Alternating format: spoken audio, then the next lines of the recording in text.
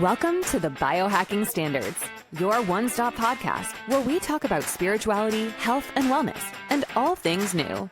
Stick around as we delve deep into innovations to support a better you.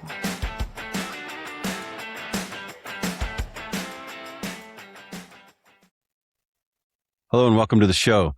I'm really excited about today's guest. It's Josh Golembeske, and Josh is a senior producer at Gaia, which is the streaming media platform known for consciousness programming. He's also the host of Cosmic Disclosure on Gaia, and in general, his Instagram handle of UFOElder kind of says it all. Josh is one of the most plugged in people that I've ever met in terms of the topic of UAPs and disclosure. And even now, the missing scientists, all these scientists who have kind of gone missing that all were working on some form of sensitive government work. We're going to get into all that today with Josh. I'm really excited about the show. Thank you for joining. Take care. Hey there. Today's show is brought to you by Igniton. Imagine this. You walk into the meeting and the names come back. You finish a thought you just started. The grocery list stays in your head until you reach the store. The afternoon does not turn into a slow drift between tabs. Or you read a paragraph and you remember it. Someone tells you a number and you don't even have to write it down. The small things stop slipping through. That's ignicognition. Or the stiffness in the morning eases off. Your body recovers from a hard day faster than it used to. The background hum of feeling older quiets down. The inflammation markers that your doctor keeps bugging you about at your physical have moved in the right direction. Aging stops feeling like a one-way ratchet. That's igni-longevity. What if your mornings suddenly became more vibrant and joyful? Excitement to begin the day replaced the, oh my God, it's time to get up already feeling. That's Igni REM sleep. Or maybe you've got all this under control and you just want to look as good as you feel. No more eye puffiness, less dark circles, a more youthful and brighter look. That's Igni peptide eye serum. I'll be frank, Igniton isn't cheap, but man, does this stuff work. That's because they use quantum energy to make the ingredients work better. I know that sounds crazy, but I've been using this stuff for a while now, and I feel and look better than I ever have. It's the real deal. It turns out quantum isn't just for computers, but it also works on your body. Don't take my word for it. Check out their university studies published in peer-reviewed journals. You can find the studies and these products at igniton.com. And make sure to use code ASHLEY for 15% off without a subscription. That's igniton.com and code ASHLEY to save 15% without a subscription. Thank you. Josh Golembeske, thank you so much for joining us. It's been I've been waiting to do this, man. I'm very excited to have you on the show. Ashley, thank you so much for having me on, buddy. I'm excited to talk about UAPs and disclosure anytime.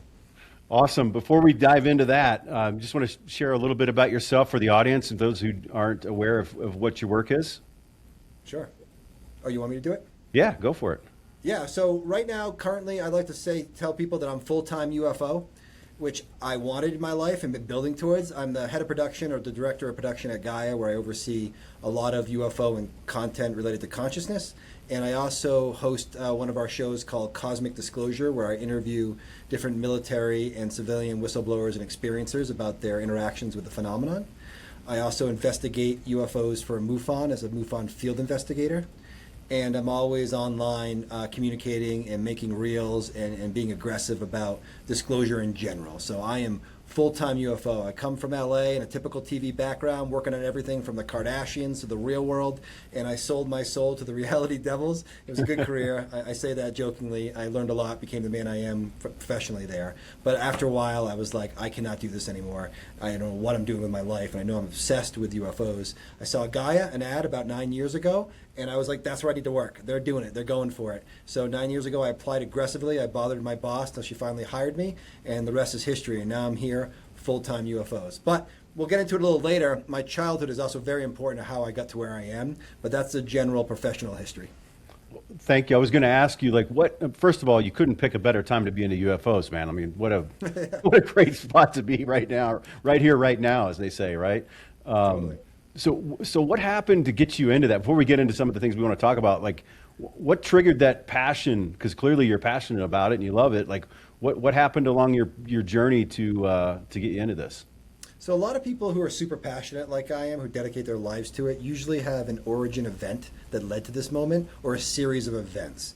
I'm not calling myself an experiencer, but I had some sightings and something associated with my family that kind of led me down this path. So let me unpack both of those. The sightings is a little easier. I've had 2 major UFO sightings. One when I was a kid, the summer going into 7th grade, when a lot of stuff actually went down, where this UFO was tracked by the police over multiple towns, a silver disc in Rhode Island. I grew up in a coastal Rhode Island town. This is like 92 or something, 92 or 93. And I remember this moment specifically because I was in my backyard. I had a pet guinea pig that was called Guinea Guy. We were very creative with my names. My dad was in the backyard. And this is weird, but for some reason, when you scratch the guinea pig's like back and like kind of rump, it would turbo eat the grass. It would just like eat the grass really fast. I don't remember. The reason why I remember that detail is because I was doing that. And then my neighbor ran over, who like just was always in his garage working on a project. And it was a Saturday, and he was always listening to the police receivers. And he was like, they're chasing a UFO, they're chasing a UFO. We're like, what? What do you mean? What do you mean? The police. And you could hear the police on the receiver being like, whatever, how they said it. Like, we're asking permission to come into Little Compton, was the town I live in. And we're chasing this unidentified object in the sky. And then we could hear the police. And the moment, this is all happening in a split second, something went over our heads. We all looked up and caught like the glimpse of like a glint of some metal object in the sky going fast. It was described as a disc. It was too fast for me to say disc. The police ran up the hill like crazy. I live in like a road where like if you know what you're doing, you use our road to cut through, and that's what they did. And they cut through. They chased it to the ocean. It was all over the papers. Though last time I went home, it was weird. I couldn't find it in the papers, but everyone talked about it. It was a whole thing, and all these different towns were involved. So that was one moment that kind of unlocked me. Now, when I was later in life, when I was in my mid-30s with my wife, I saw a UFO from before I even started at Gaia from the farmhouse that my family owns. And I want to set this up. This is the second part of it. The sighting happened within this farmhouse in Rhode Island, near the ocean. I was looking north. This giant white ball at night was going up in the sky. My wife was with me. We just came home from dinner. I did have a drink. But you don't hallucinate when you have one drink, Ashley, okay? Right. I just want to say that. My wife and I both saw this giant white light go up, and then suddenly it changed into Christmas tree color lights and jumped really far across the sky and was zipping around like at impossible speeds. Like it was almost instantaneous. And I was like, what is happening? And then that bright light, we went back to the center, and it was Christmas tree lights, and it disappeared up. Not towards me, not away, straight into space. Now, there's a bunch of military bases in that general area, and I was like, maybe it was experimental aircraft. I don't know. It's a UFO because it's unidentified. It definitely was not something usual you see from that window. Now, why was that significant, Ashley? Let me tell you why. Because that farmhouse is haunted, and it's a farmhouse that we've had for generations where people have experienced classic ET and contact scenarios, paranormal, Bigfoot, everything from footsteps to shadow figures to it's almost like you're hearing something from the past a lot. Like one time, this happened to me actually a few times, where I'd go home, middle of the day, I'd feel like I'm hearing music and like people playing cards. And I was like, what is that? It feels like old-timey music. It's weird. And I'd walk around the house and I'd be like, there's no one in the house. Or they'd be like outside, it wasn't them. And then I realized it was all coming from the den. And the den used to be a place where people used to play cards back in the 1800s, and they had all these events there.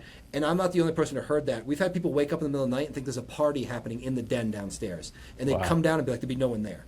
So that was just like one thing that happened. It's like a time slip. What am I building towards? I'm like, what am I saying? I'm like, there's paranormal, there's time slips, there's ghosts, there's shadow people, there's UFOs. That's actually all very common in these hot spots. But is it a hot spot, or is that something to do with my family? So what happened when I grew up, I thought it was just a haunted farmhouse. The UFO stuff kind of came later when I really parsed it out, and I'll get to that in a second. But my aunts won't even sleep in the house because they were scared so much as kids by these shadow figures. And I was like, damn, that sounds like a classic haunting to me. And then as I got older, my mom started talking about experiences with classic gray aliens at her bed. She felt terrified and then suddenly was totally fine with the situation. Oh, what's going on, guys? Then she'd pass out. That same thing happened to her throughout her life, and not even in the farmhouse. So I was like, that's weird. Like, are we dealing with multiple things? And my aunt, by the way, is like the real-life version of Harry Joel Oswalt. I think I said that right. Where in the movie, The Sixth Sense, where you could see dead people and they'd have like missions for them. That's like based off a real thing. And my aunt has that. It's a whole story I could get into with her. But how's this all connected? Why am I even bringing all this up? Because all of that is a hallmark of a family being contacted by non-human intelligence. Let me explain why. I was talking to Whitley Strieber recently, the famous experiencer, and I told him about my aunt. And he was like, oh yeah, the same thing happens. Same thing happens to me. I commune with the dead. I see the dead. The dead come to me. It's a thing, and it's a psychic gift that's given to contactees once they make contact. The afterlife is actually connected to contact, which is a different rabbit hole we can get into. But to bring it back to my family and why I'm so into this is like you had all these phenomenon going on in this one location, and I think my family's been followed because I have stories from my great-grandparents of being like a giant UFO in Michigan hovering over them, right over their car and having missing time. And then you have all these other things that are more, like from weird miscarriages to all this stuff with my grandmother. And then you have all this stuff happen. And now that I know that psychic powers and paranormal stuff is associated with the phenomenon, whether it is the phenomenon itself or when the UFOs show up, it does something to the membranes of the dimensions and other things come through, I don't know. It's very Skinwalker Ranch.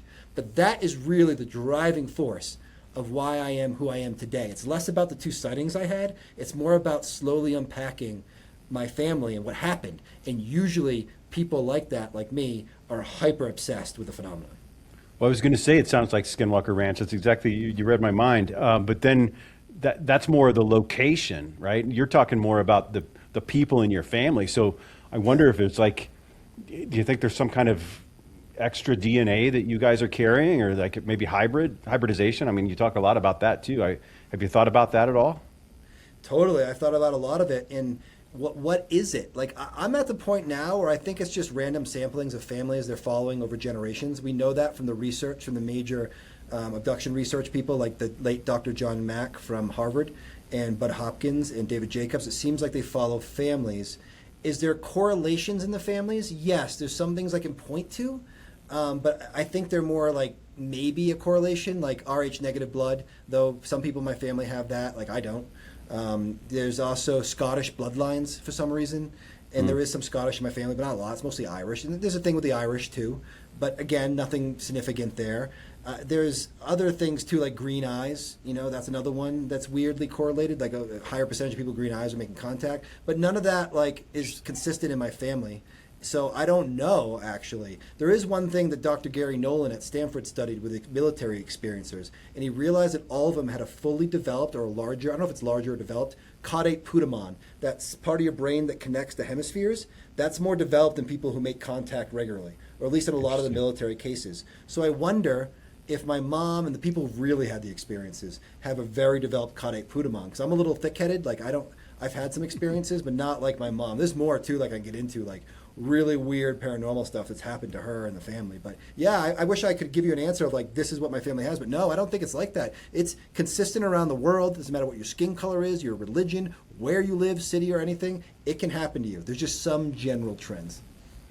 Well, thanks for sharing that. Let's shift gears, because I really want to talk to you about a lot of things, and I doubt we get through half of them in this hour, but one of the things I want to make sure we talk about is this missing scientist phenomenon that's going on. Anywhere from 10 to 13 to 15 or so over the last 3 to 5 years, it seems is the research that I've done. It's hard to get good intelligence on this, but I know you're plugged in. Why don't you correct me in what I just said, and let's talk about that a little bit. No, there's nothing to correct. Just so people know, if you're not following it, it's national news now. There's up to 13, I think, identified people who could be associated with, they're all associated with classified programs. The big thing is, are they associated with the reverse engineering programs and the legacy program? What is the legacy program? A long-standing program that has 3 parts: crash retrieval, reverse engineering, and disinformation to keep it private. It's been going on for 80 years. So that's been going on for a very long time. That comes out of like Roswell, right? I mean... Yeah, so that seems to be the beginning. The reports go back even earlier than that, But so there's a legacy program. So why are they saying that these people could be connected to the legacy program? Because of the Air Force Research Laboratory. That was run at one point by General McCaslin, who's probably the most famous missing person right now, who kind of disappeared in the most bizarre way. He just left his house with his gun, no phone, and then disappeared, and he was an avid hiker. It doesn't make sense. So because of that and all these other people, like Monica Rizza, are associated with the Air Force Research Library or other subsidiary classified things that have been tied to this legacy program, that's why it's so weird. And it gets weirder because you'd think it'd be as simple as like they die. Like a lot of people got suicided. There's cases where it seems like they just took their own life. And maybe one of those is just a sad case, but all of them in a row within a time frame, right as we're ramping up to disclosure, that is weird. And this is why I finally hooked in. I have a couple sources telling me a couple things. One source who I trust told me that they were personal friends with General McCaslin, and 100% yes, he did in fact oversee multiple programs related to the crash retrieval program of exotic technology. So he was overseeing propulsion and whatever else, mostly propulsion and energy systems, but whatever else comes with that. He was the guy. So if someone's going to be like, so, but why would he be taken? Is that the question probably the audience is asking? Is like, okay, so what? Like, why did he get taken? Probably because he wanted to say something. Because what you're hearing right now, and this has been going on for years, is a war in the legacy program, which is a real thing, folks. It's not, I'm not just saying, you don't have to trust me. This has been said in front of Congress, and too many high-level people have come forward about it. It's a real thing, right? And what's going on is there's a war between, I don't say good guys and bad guys, people who want to disclose and people who don't for whatever reason. Well, there's good reasons we get into why they don't want to. And I have a feeling the scientists are probably the most credible people to come forward with real information that the public would have to trust. Like if I come forward, I'm like, aliens are real. They're like, whatever, that guy loves aliens. You know what I mean? Like it doesn't matter what I say. Totally. But what they say is important. So if they were in rooms like, we should disclose this, and all of a sudden Congress is going crazy now behind the scenes, be like, yeah, we need to disclose, and they're calling people in the skiffs.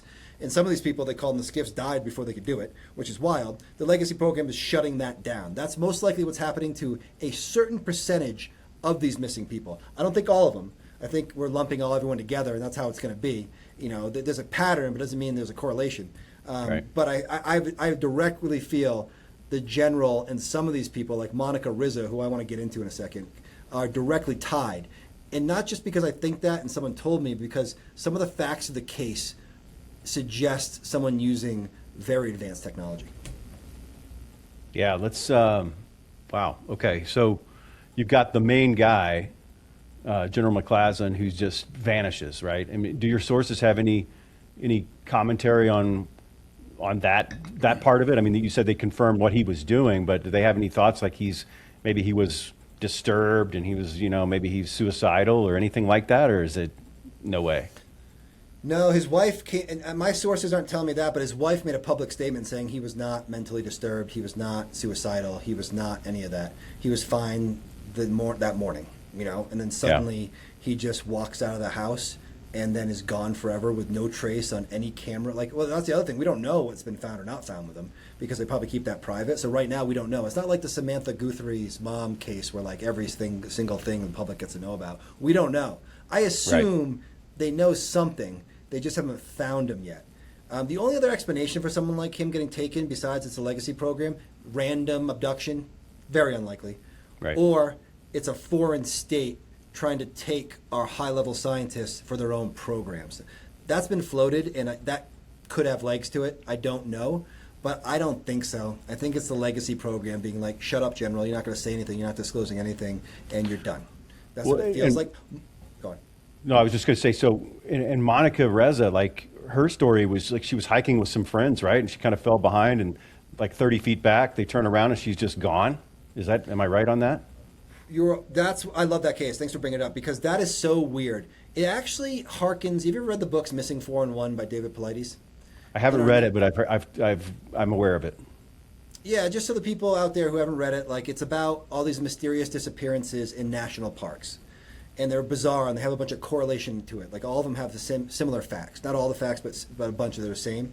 She has those. So that threw me off. I was like, it feels like a Missing 411 case where some bizarre phenomenon took her because she was 30 feet behind her friend. He went around a corner. He came back a minute or two later. She was gone. There was no cliff there.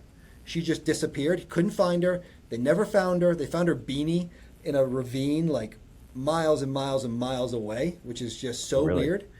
And there's other people behind her. They weren't right behind her to see her. So something in a split second grabbed her and she disappeared. How can that happen? Why is that familiar? So there's a bunch of Missing 411 cases where people just like that disappear, right behind someone. Even more unnerving, literally 10 feet behind you and then they're gone forever. You might hear a noise and you're gone. There's a great case in, I think it's Michigan, where these guys are in the woods and they hear a loud metal noise, like a door opening or something, and then they never found their friend again. What was that noise? I've heard that noise in multiple cases, this metal, weird noise. What it suggests to me is a couple things. It's advanced technology. Either it's some sort of ship hovering out in another dimension that the legacy program has, and they're able to just quickly grab you and disappear again. That's one aspect. Portals is another aspect. I know people out there, Josh, are saying crazy things, but we just had a national reporter, Ross Colhart, talk about being in a national park and being shown a portal by being guarded by the military in a national park. So did a portal open quick? Maybe it's not one location. They can open a portal and have you come through. There's all these, or like grabbed by something. There's no way an animal took her because they would have seen that. There would have been blood. There would have been mess. People would have heard screams. But that's not what happened. There's no mess. There's the beanie in a ravine. That's just weird. Like, what happened? So how did she get grabbed? Now, I don't know. Some of these other cases besides Monica Rizza are weird. I forget their names, but one woman was having a normal day, and then the next thing you know, they saw her on a highway with a backpack on, walking. And the reason why I'm bringing this up is because the general case is weird too. It's like he just walked out of his house. And what is that? Like, one, they got warned or something and they're told to do it. I have a feeling it's some sort of advanced mind control program. And I'm getting this is more speculative for sure. But I know now, based off the Havana syndrome, some of the tech the U.S. military used in Venezuela, where they just made the entire compound drop to their knees with some sort of energy weapon. It was incredible, technology. They could just be getting in people's minds and being like, now, General, you're going to walk to this location, then we're going to pick you up and take you. And I've had a lot of different people talk about these incredible, they're not even psychic, it's like a science. They know how to beam to your head and change your behavior. It's a thing. They can use psionics for it or technology for it. So I have a feeling, if I had to give a theory to all this, the legacy program is using advanced technology to pick off the people who want to come forward with disclosure. Well, and Amy Eskridge, right? She was the anti-gravity scientist who kind of foretold, hey, I know this is, I'm not suicidal. I mean, the only reason you say that is because you think probably your life's in danger, right? I mean, it's not something you just generally talk about openly to folks, and that's what she was saying. And then all of a sudden, she commits suicide, which leads me to right down the path to what you're talking about, which is some kind of mind control or something. And I love what you just said about the Venezuela attack, because I don't know that our audience really knows about that either. But these weapons that were used were incapacitating. They were not lethal. They were totally incapacitating of the, 5 guys walk in and they incapacitate a couple hundred soldiers and take the guy they want, right? So it's what can be done these days is very much a science fiction reality that we're living in terms of weaponry and advanced technologies.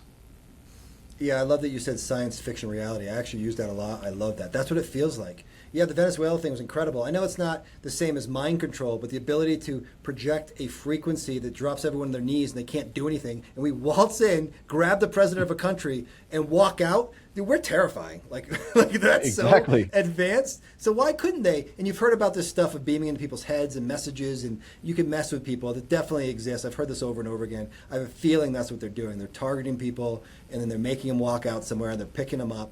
I hope they're all alive. I hope they're all in a facility working together. I hope that's what it is. They're being forced to work on things. That's a little less dark than just eliminating them from the public. But these people who are doing this illegally. They shouldn't be doing it. It's wrong. They're not covering up a secret for the benefit of humanity. They're covering up for the benefit of themselves. Because Amy Eskridge, what did she say? She goes, it's not the U.S. government. That's what she said. Right, she goes, it's not China, it's not Russia, it's not the USG, United States government. It is the contractors, the aerospace companies who have so much money to lose. And she was claiming that her technology was going to threaten their livelihoods. So therefore they took her out and she got suicided. And they Frankly, make it seem that way too. They're really good after the fact, Ashley, too. They mess with people. They put out an article oh, she was suicidal. That's what they did to David Grush, who came in front of Congress. All of a sudden, an article came out with some, frankly, I was going to call him a douchebag. I don't know what type of podcast this is, but an unsavory fellow who came out and was he had mental health issues after the war. He had PTSD. We can't trust anything this guy says, I think. And that was just literally a character assassination. So they're smart, these guys. They'll do everything. They'll come after you. They'll discredit you. They'll kill you, then discredit you. They got it down. They're good at it. I mean, I got to give them credit. they're all stars, but they are terrible. It's even darker, honestly, because they know that everybody's going to blame the government nowadays. So they have open license just to go do whatever they want, and everybody's just going to blame the government, right? Which I'm not defending the government necessarily, but that's kind of an interesting place to be. No, we need the government. We need Congress. The Congress is so fired up about it. I love it. They're even on it. Burleson, Luna. It's a bipartisan issue, by the way, too, which I love. Right now, let's enjoy this while it lasts. Right. Because you know disclosure is going to happen, and then they're going to make it partisan somehow. But right now it's not, and like I just love that. Anyways, go on. So let's talk about disclosure. I mean, I know I've seen just on some of the stuff that you've published, you're a disclosure guy, as you say, and we've got Disclosure Day, the movie, coming out here in a couple of months. What's going on with disclosure? Oh, I love. Well, we're clearly ramping up. I think we are in the age of disclosure. Not to rip off the documentary's name, I think it already started. I think disclosure started in 2017 when Lou Elizondo, the director of ATIP for the Pentagon, a UFO program, that wrote an article in 2017 in the New York Times. That was the beginning. Now where we are today, we are in it. Like I feel like this is all part of slow drip disclosure, where they're getting us ready for it. Whether it's all intentional or not, that's what's happening, and we're learning more. We have Representative Luna on multiple podcasts and news channels saying they told me they are interdimensional entities. She's saying that. I'm not saying that. A sitting U.S. Congresswoman is saying that. We have Bert Chet from Kentucky saying that there's probably underwater bases. We're tracking things going 1,000 miles an hour in the ocean. They're mostly in the ocean. By the way, most of it's in the ocean. That's where most sightings are. And it seems like there's bases underwater where they, for whatever reason, they live underwater, which is bizarre. We have Burleson pushing like crazy. We have 42 videos about the release. We have the president making multiple statements about UAPs, which is a beautiful moment. This is the type of stuff only movies would do. Like, we had President Obama saying on a show, yeah, aliens exist, but he was just saying that like, oh, of course they exist. It's statistically. Yeah. I'm not telling you I know something classified. But then Trump on Air Force One just heard that and was like, oh, he broke a rule. He can't say that. He just broke a security oath, which suggesting that there is something going on. That there is, right. And then the next day, the president made a post about releasing the files. And I just love that a little presidential rivalry led to like more disclosure. But back to your overall question about disclosure. Yeah, it's happening. And I think Disclosure Day is a part of that. Even Spielberg said that a lot of truth in that movie. It's going to be a movie with a bunch of BS in it. But even that, and the reason why I'm really excited about that is because we have two things going on, Ashley. We have nuts and bolts UFOlogy, where it's like government cover up. There's a ship somewhere in the sky, and there's a facility somewhere, maybe with a dead body. Very interesting. The most interesting story ever. But the other side of it, which is not covered as much, is what's going on with all these public people and civilians being contacted. And that's what Disclosure Day, the movie, is talking about, is you have these two figures as kids with all these experiences who later in life come together to help disclose information.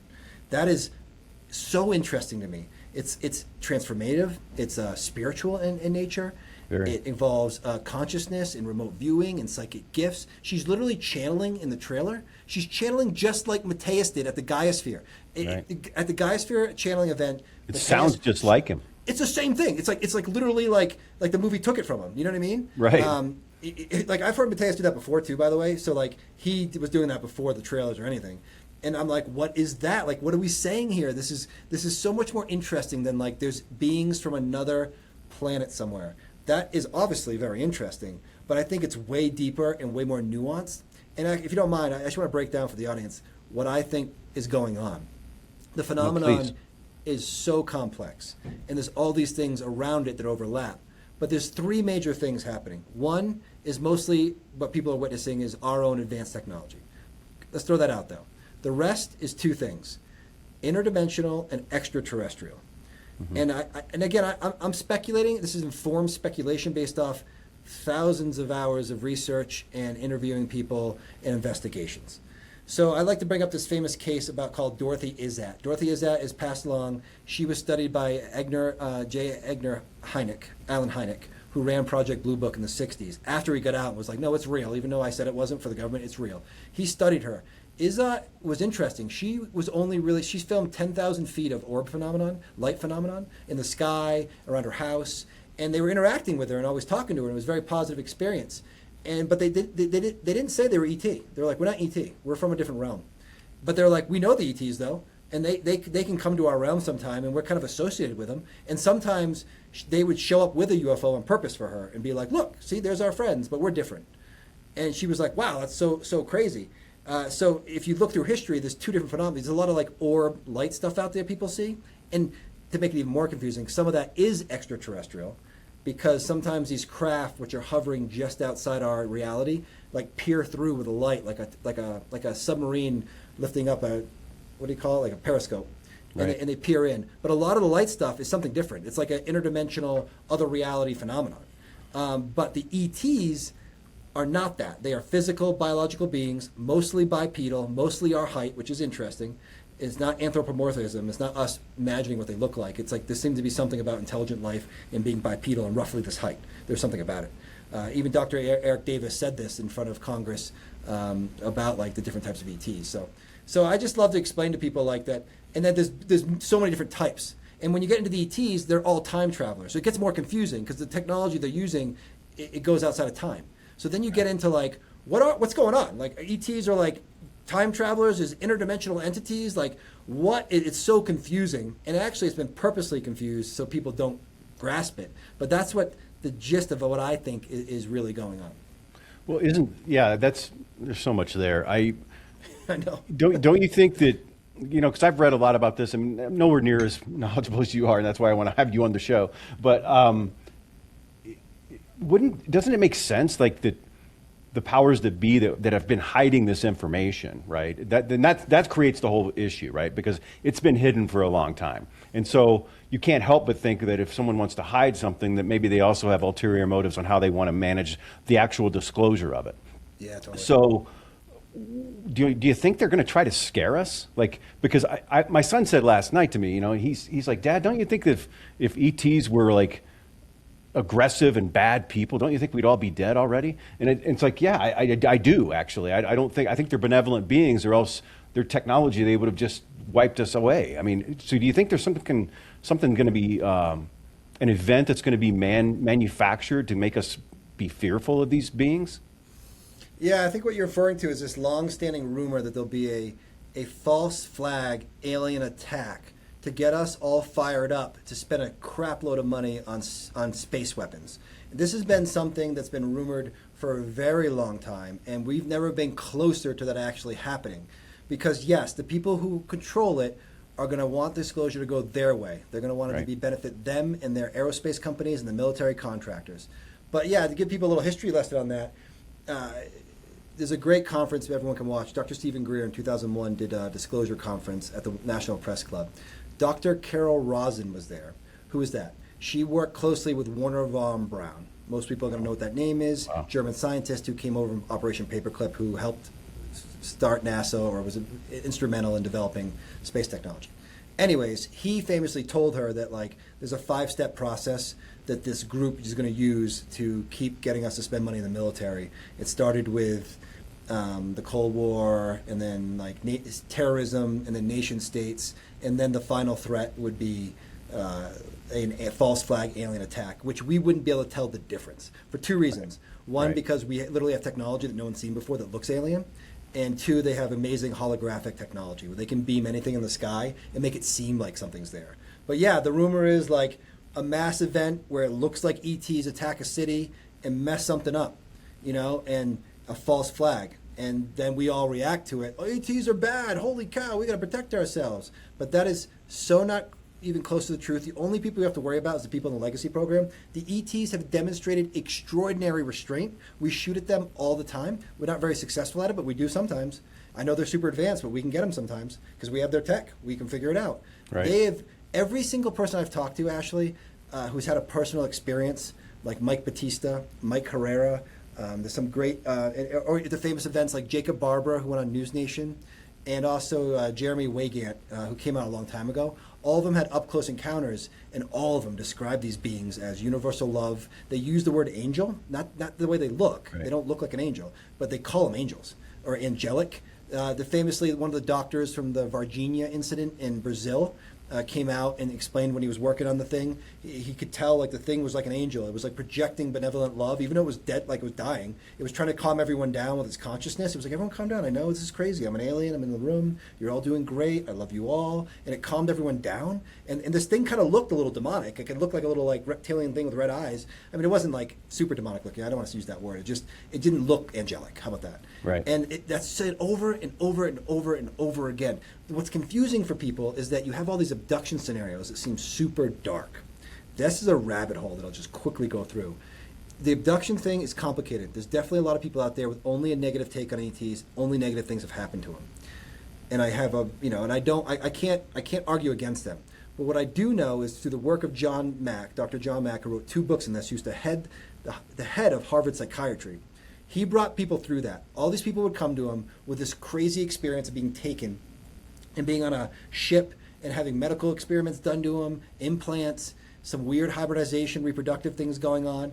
It was dark. And they get brought back, miscarriages, all this stuff. But then he got them through that, and what these people realized was wild. And this is what kind of the basis of my whole work. It's almost like a shamanic initiation in this scenario, not in the ones I was talking about with the military people contact you. They would be broken open by the fear, just like taking ayahuasca, and then they would slowly unpack what was really happening. They would be like, wait, okay, that was just one part of the experience. And I just remember that because I remember the scariest thing. But then they would get into I was in a room, I was hanging out with them. Actually, these things are my family. Wait, have these things been with me for multiple lifetimes? That's where UFOlogy goes. It doesn't go to it goes into science and physics, but it also goes to spirituality, reincarnation, and the afterlife. And what John Mack got to is he called the abduction scenario or contact with non-human intelligence the fastest way to enlightenment on this planet today. It broke people open that badly. It changed every aspect of their life, their job, their relationships, what they thought about the universe, what was possible. They became kinder people. And they started to realize, almost like it's funny in his books, almost all of them get to the same point where they're like, wait, these things have been with me through multiple lifetimes. They're like guardian angels.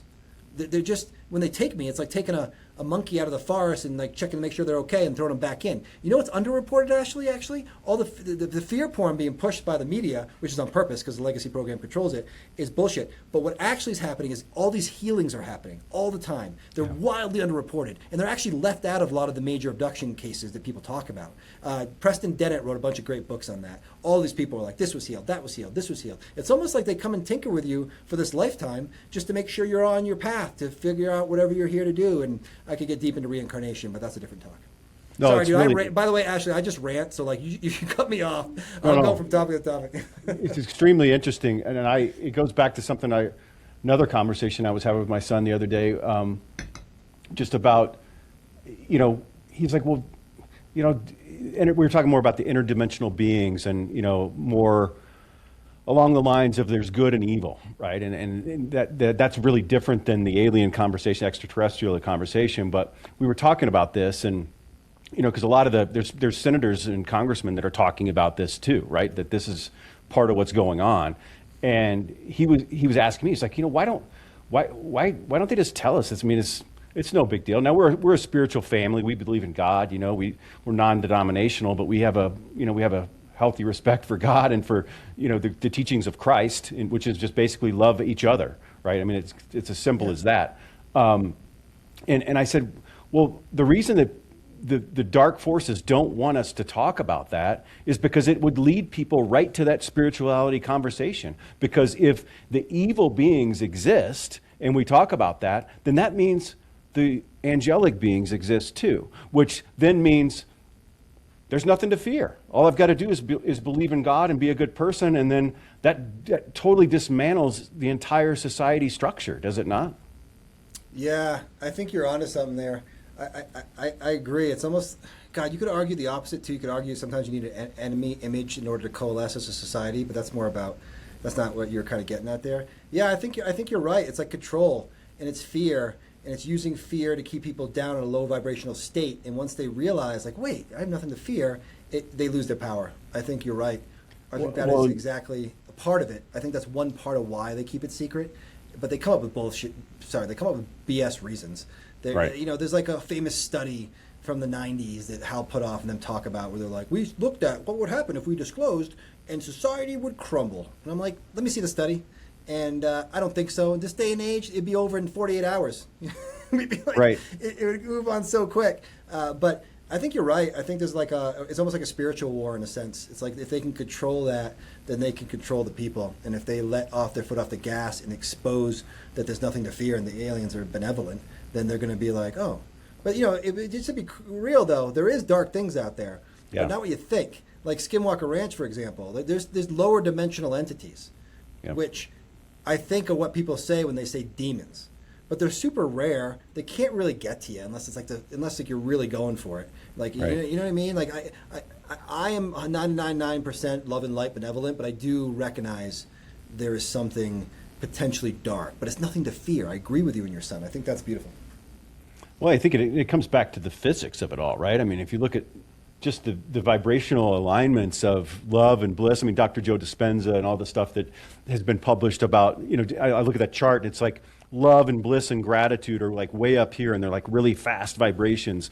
And then, if you go down the realm of lust and anger and fear and all this stuff was down here, really slow vibrations. Well, I mean, I'm no physicist, but if you put your hand in a pool and you start making really slow waves and there's 100 people doing that, the pool doesn't move very much. But if one person all of a sudden comes in and starts shaking that water up really fast, the water gets shaken, all the vibrations get lifted, right? So Yeah. from a physics standpoint, if we're operating up here, that stuff, it may really be existing, but it can't touch you. Yeah, I love that. That's beautiful. Exactly. You said it better than I did. Yeah, that's exactly what's going on. You keep your vibration high. Those lower dimensional things can't even attach to you. And that's what happens if you look at the cases of like these quote unquote demonic possessions or negative entity attachments. It's usually with a depressed person, a severely depressed person, or it's with a certain age range where emotions are more volatile. That's interesting you say. But a caveat, just to have fun here, play devil's advocate and go back and forth, is I also know people who in extreme depressed states started making contact with benevolent ETs. There you go. Well, the upper vibration can always address the lower one. The lower one can't touch the higher one. Like they came down to say hi, be like, you need help, buddy, and they helped them lift right? them. Exactly. Yeah. We're going to lift you up. Anyway, what we got? I want to be respectful of your time. We got about 15 more minutes here. What have I not talked about that you want to share? Because I know you just see so much in your day-to-day roles and the people you get to talk to, the sources you have. What's exciting you that we haven't talked about? Yeah, I would love to talk about the Boogosphere a little bit because that was a big deal last year and I got to hold it. So let me do that first. I think hybrids is something we should end with maybe because it feels like the big disclosure reveal, hybrids. But I think people should know more about the Boogosphere because it's so easy to dismiss a basketball-sized metal object as being a hoax or BS. You actually went and visited this and held it, if I'm right, didn't you? Yeah, it was awesome. Last year, it wasn't the first show I shot, but it's the first show that aired. I went down to Mexico City with my producer, Sid, to Jaime Maussan's studios. Jaime Maussan has a giant media company who does a lot of UFO stuff. Gaia and Jaime have a very special relationship over a long time. He had the Boogosphere. What is the Boogosphere? The Boogosphere is a basketball-sized object that was filmed by multiple people in Buga, Colombia. And then it went close to a power line, caught on camera, and then went all the way, it seemed to malfunction, and dropped to the ground. This same object was filmed months later, clearly there's more than one of them, and it was filmed by multiple angles. It's 4K too. When people say there's no good footage, I'm like, there is. It's a round ball, it's not that exciting. So it spins in the sky, it landed on the ground, it dehydrated the grass, classic ufology, the grass around it dehydrated. It's all on camera. Jose, who I interviewed, picked it up, this awesome guy, who was out and about. I forget what he was doing. He was just on a hike or something. He picked it up and he started walking with it, and they had to put it down because it burned his fingerprints off his hand, and then it made him all sick. It made him all have nausea and stuff. All that was fine. It just took a couple days. He got nervous though. He's like, I got sick from touching this thing. He had a cousin who was an engineer named David. He gave it to David. David took it and started studying it and put it in a room because it was clearly still emanating a magnetic field or radiation. I forget exactly at this point. I think it was magnetic. And it started changing weight. It went from 2 kilos, and then after a couple of months, it was up to 10. So it got heavier. Oh, wow. And it was all documented. This guy, David, started getting phone calls from different governments, the Brazilian government, different contractors. Well, they were saying they were Brazilian government. And these different contractors saying, hey, that's mine. You have mine. You got to give it back. Why don't you meet me here and give it back? He started getting threatened. He was like, this is not good. Jaime Maussan is super famous down there, and he's definitely the #1 UFO paranormal guy. He got a hold of him. Jaime flew in with a private plane somehow, and somehow got the object out of the country without going through customs or anything, which is funny because I don't know how legal that is, Jaime, but he did it, and he got it, and he flew it back.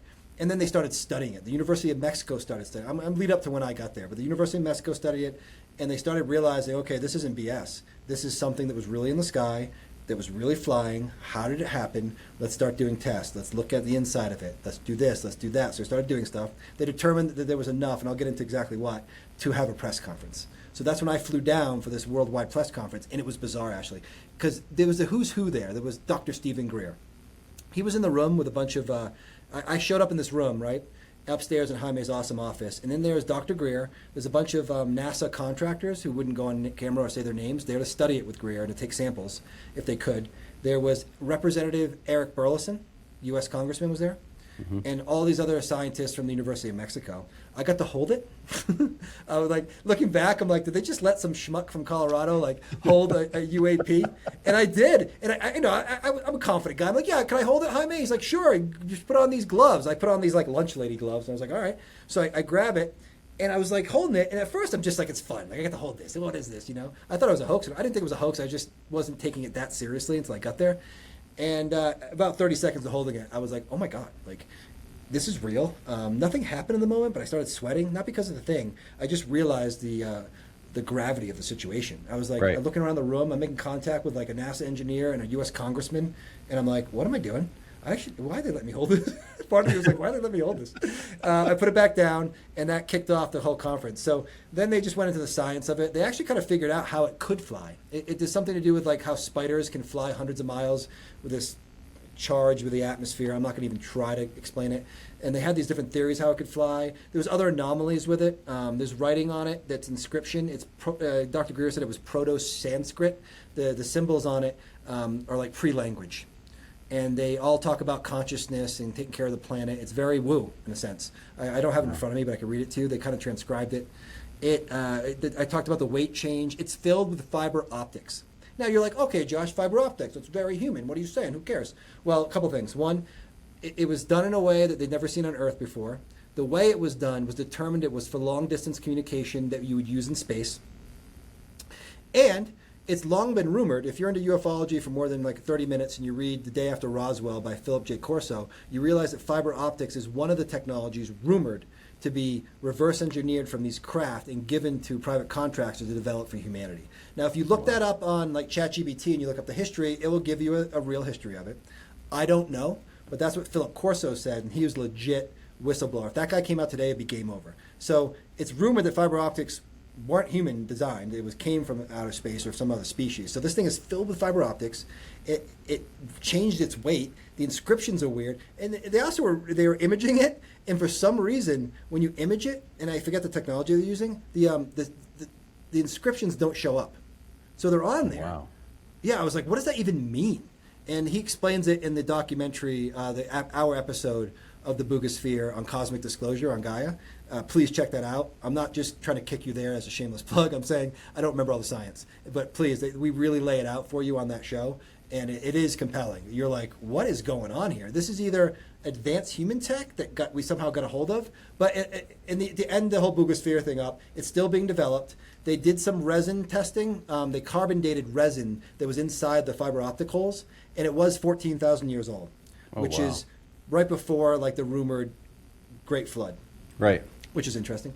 And then the carbon dating, the isotope testing, the dating of the metal is coming next, from what I understand. But I haven't heard anything. There's also been rumors the alloys are like unknown too, right? In the metal. Oh yeah, thank you. Yeah, it's just so much I can't even remember it all. The mixture of it is unusual. It's like nothing on this world, though it's not made up of elements we don't know. It's just done in a way where we're like, who would think of it to do it that way? It's more like that. They also, what was the other thing about it that was really, really weird? Oh, this is the more speculative stuff, but Greer was claiming they were singing to it in some sort of Vedic old prayer, and it activated the sphere. The sphere started to like project energy or magnetic field. I'd have to get back into the details of it, but I wanted to just say it because it was so bizarre. That I didn't witness, and that's more speculative, but the rest of it is hard science. I mean, it's real. The Boogosphere is real. It's a real object. The best explanation is either 100% extraterrestrial, and it's monitoring us for whatever. It seems like a receiver that's taking information in and sending it out. Like a surveillance device, right? A surveillance device. Or it's from an ancient deceased civilization, advanced civilization with some ET tech merged into it, like something from Atlantis or an older civilization. Those are like the two main rumors, but it's still ongoing. I mean, they got to do the isotope testing because that would be game over. Once they're like, this thing is 15,000 years old, they confirm that because the resin's not good. The carbon dating is notoriously sketchy. So once they do that, it's game over. But to me, no, I held the UAP. Like I tell people that. More likely than not, like 85% I held the UFO. Like it was like it was a big moment for me. And people don't believe me. Online, people make fun of me. And I'm like, I don't tell you, man, I was there. Like I was skeptical too. Don't yell at me. Like I'm not a scientist, but I think it's real. No, go ahead and share again the Gaia program that's on, so our listeners can go take a look at that. It's on season 28, Cosmic Disclosure on Gaia, episode 1. It's like the Boogosphere special. Awesome. And it's a 45-minute. It's like a documentary. It's a little different than the average Cosmic Disclosure show, but it was awesome. I loved doing that. That was one of the coolest things I've ever done. Yeah, it's a good one. I'm jealous. I think it's so cool that you got to do that, and I love your humbleness of like, why am I standing here holding this? You know, that's what I'd be thinking about. Like, what's going on here? People said that online too, and I was like, I don't know what to tell you, man. I can't even argue. I don't even tell you. So last thing we want to talk about, hybrids. Like I saw like Matt Gaetz, the congressman, he's talking openly about being briefed on, government hybrid breeding programs, right? So tell us what you know about what's going on with hybridization. Yeah, God, this is the can of worms. I think this is one of the reasons why they're worried about disclosure, because once you get into hybrids walking among us, okay, let's break this down. There's multiple things going on here. I think the first thing Matt Gaetz said there's underground facilities, 3 locations in the United States where they are making human hybrid people for space communication, for interstellar contact. So that doesn't mean they're making aliens that look alien necessarily, but they're making beings with advanced gifts that could potentially make contact, better psychic gifts, better consciousness, which gets into psionics and some of the people I talked to in the military programs who are trained to make contact. And you wonder if all those people in those programs were in these facilities. So I don't think Matt Gaetz meant like there's like a gray alien underground being made. It's like a human alien. There is gray aliens, but they're like making something that looks human. But that's like a can of worms. Like, are there hybrids walking among us? Do they have psychic gifts? Is a person at your soccer game, your kid's soccer game, a hybrid who can hear your thoughts? Because that's what you get into. These things have telepathy. What are these things? It's kind of a big deal, because if everyone found out there was hybrids with really amazing psychic gifts walking around all around you, that would be a problem. Like, it's going to cause massive fear. Like, I don't like the idea that someone could read my mind 5 feet away and I never know. Like, that's not good.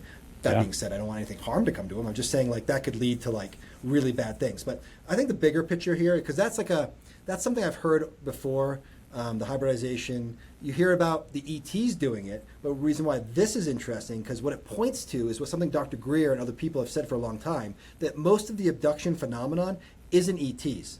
It's humans grabbing other humans for weird experiments like this. That's why it lines up. Because a lot of people in abduction scenarios will see ETs, but they'll look kind of fake. And then behind them, they'll see a military officer. Yep. That's like common. So then you're wondering, like, oh, they're taking people underground, having reproductive procedures done, and then throw them back home. And they're like, oh, I was on a ship and ETs were doing something weird to me. No, that was underground, and that was us. And I think that could be a large part of the abduction phenomenon. I don't think it's the whole thing, though. Dr. Greer says it's the whole thing, and I'm like, I don't know. There's too much going on there. But it also means we have to have alien specimens, to have the DNA to be able to do the hybridization. Exactly. It opens up. Yes, great point. Like it opens up that. Like wait. Hybrids. Wait, where are you getting? What is an alien? You have alien? Yeah. It's so crazy, so quick. Like, how do you deal with that? You're like, wait a second. You just jumped like ahead. Like I'm on aliens right now, and now you're on like this human alien hybrids walking around. That's crazy. But it also brings up a bigger picture, which I actually think is true. That's hybridization that we're doing. But there's also potential ET hybridization for other reasons, which I don't know. Like that to me might all be like wrapped and confused with the human one. But the bigger issue, I think, and the reason why disclosure is going to be hard for people is there's a very good chance that we're all hybrids. That the entire species. I had Greg Braden on the show a couple episodes ago, and basically that's the conclusion. That's the conclusion. If you look at like chromosome 2, right? It's not a natural evolutionary pattern. It's a splicing. Right. They spliced it. So then you have to ask yourself, like, what is intelligent life? Is it seeded? Is it manipulated? They just go to planets and they find animals that are close and they mess with them to make them smart. Kind of makes sense, honestly. Like, if super intelligent life was going around the universe, they'd probably make more intelligent life. It might be more natural than we realize. We're probably not unique. There's probably many planets out there with races that have been manipulated. It's just so sci-fi. I'm ready for it, Ashley. I don't know if the public is, but I think the public deserves answers. And whatever the shock is, we'll be fine. It might take a week. The stock market's going to go crazy like it always does. And then I think everyone's going to take a deep breath. And we're still going to have to pay taxes. We're still have to fill up our cars with gas, take our kids to school. So I think normalcy will help us through it. Yeah, and again, this is for the listeners out there who are maybe laughing at this or dismissing it. This is a sitting U.S. congressman saying that publicly that he's been briefed that these programs exist. So this is not, Josh and Ashley making stuff up. No, not at all. Not at all. I mean, again, everything I said today, it's not me. I'm telling you what high-ranking officials are saying, congressmen are saying, scientists are saying, and I can only speak to my own personal experiences, but don't believe me, go watch the hearings. Go listen to the clips. Well, Josh, thank you so much for taking time. I know you're really busy, and I appreciate you joining the show. This has been fantastic. Any last words you want to share with the group, or maybe share what your handles are on social media? Yeah, first of all, disclosure is coming. It's okay to talk about it. Collectively, we need to reduce the stigma. That's what the Legacy program has done. They made it silly and scary at the same time, which is a powerful mass psychology. They're really good at it, and we need to eliminate that. I don't care. Laugh all you want. Less people are laughing, and I don't even care. I feel bad. When someone laughs at me, I'm like, oh, you're a victim of the Legacy program. Right. I mean, honestly, that's how I think of it now, because I see it. It's weird. It's one of the few things, Ashley, that people will feel free to ridicule you for. They won't ridicule you if you believe in some random pagan religion, but if you're like UFOs, they're like, they immediately make fun of you. And you're like, you wouldn't do that in any other aspect of life. What is that about? That's been programmed, Ashley. That's a program. Okay. Excellent point. That's the last thing I'll say. My handles are UFOElder on all platforms. Follow me on Instagram, please, and Facebook. That's where I do most of my work, but I'm also on Twitter and YouTube. Josh Golembeske. Thank you so much, Josh. Been a great one. Hold on for a second as we stop this. Yeah, Ashley, thanks so much, buddy, for having me on. I appreciate it. Hey there. Today's show is brought to you by Igniton. Imagine this. You walk into the meeting and the names come back. You finish a thought you just started. The grocery list stays in your head until you reach the store. The afternoon does not turn into a slow drift between tabs. Or you read a paragraph and you remember it. Someone tells you a number and you don't even have to write it down. The small things stop slipping through. That's ignicognition. Or the stiffness in the morning eases off. Your body recovers from a hard day faster than it used to. The background hum of feeling older quiets down. The inflammation markers that your doctor keeps bugging you about at your physical have moved in the right direction. Aging stops feeling like a one-way ratchet. That's igni longevity. What if your mornings suddenly became more vibrant and joyful? Excitement to begin the day replaced the, oh my God, it's time to get up already feeling? That's igni REM sleep. Or maybe you've got all this under control and you just want to look as good as you feel. No more eye puffiness, less dark circles, a more youthful and brighter look. That's Igni Peptide Eye Serum. I'll be frank, Igniton isn't cheap, but man, does this stuff work. That's because they use quantum energy to make the ingredients work better. I know that sounds crazy, but I've been using this stuff for a while now, and I feel and look better than I ever have. It's the real deal. It turns out quantum isn't just for computers, but it also works on your body. Don't take my word for it. Check out their university studies published in peer-reviewed journals. You can find the studies and these products at igniton.com. And make sure to use code ASHLEY for 15% off without a subscription. That's igniton.com and code ASHLEY to save 15% without a subscription. Thank you.